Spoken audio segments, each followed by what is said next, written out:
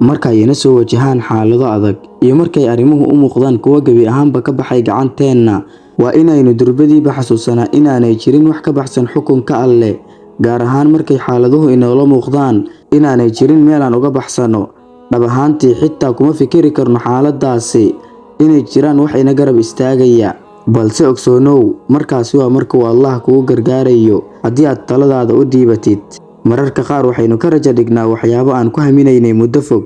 maxaa yeelay waxaynu ku fikirnaa inaysan suuragal ahayn gaaritaankeeda bal isweydii ma laga yaabaa inaynu isku dayno inaynu meel ku wada nimaano waqti loogu talagalay oo aynan dib uga dhicin ogow waxaa dhici karta in waxaasi xun yihiin ambase waxaa laga yaabaa inuu khayr ku jiro daahitaankooda waxauna Allah ina leeyahay gargaarkaygu wuu dhaafsan yahay maalawaalka iyo sida ay maleeyeen aadanaha Nabi Muuse calayhi salaam goortii uu ku go'doonsanaa badda cas iyo ciidankii Fircoon dhexdooda wuxuu tala saartay Eebbe subxaanahu wa ta'aala